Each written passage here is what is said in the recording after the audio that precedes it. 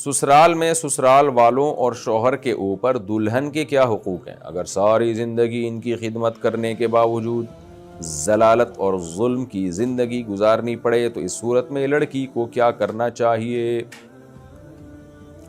دیکھیں، عورت کو چاہیے کہ اپنے ساس سسر کا احترام کرے، ان کی خدمت کرے، وہ خاندان کے بڑوں میں سے ہیں، اور شوہر کے لیے سب سے زیادہ خوشی کی بات یہ ہوتی ہے کہ بھئی تم میرا بے شک خیال نہ کرو، میرے ماں باپ کا خیال کرو۔ تو شوہر کی خدمت، جو غیرت مند شوہر ہوتا ہے وہ تو اپنے ماں باپ کی خدمت سے زیادہ خوش ہوتا ہے اپنی خدمت کی نسبت، اور گھر کا ماحول اس سے اچھا ہوتا ہے۔ لیکن سسرال والوں پہ بھی چاہیے کہ دو چیزوں کا بہت زیادہ خیال کریں۔ نمبر ایک، بہو پہ اس کی طاقت سے زیادہ بوجھ نہ ڈالیں۔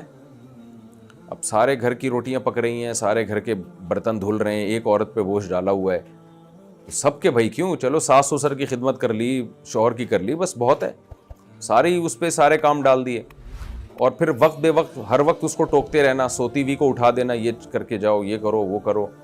چلو کبھی کبھار تو ہوتا ہے، لیکن بعض گھروں میں یہ معمول ہوتا ہے، سونے نہیں دے رہے ہوتے، اس کی کوئی پرائیویسی نہیں ہوتی بہو کی، اس کا اپنا کمرہ ہے، اس کی پرسنل چیزیں ہیں، اس کی الماری ہے، اس کا لاکر ہے، اس میں گھسنے کی کسی کو اجازت نہیں ہے۔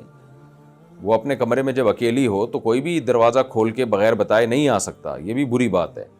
تو ہر چیز اس کی ساسیں اپنے کنٹرول میں لینا شروع کر دیں، یا سسر صاحب، یہ بھی غلط ہے۔ اس کی پرائیویسی ہے، ہر شخص کی اپنی ایک پرائیویسی ہوتی ہے، اس میں دخل اندازی ٹھیک نہیں ہے۔ تو ایک تو یہ کہ اس پہ بوجھ زیادہ نہ ڈالا جائے، کبھی وہ کام نہ کرے تو اس کو اگنور کیا جائے، جیسے اپنے بچوں کو اگنور کیا جاتا ہے۔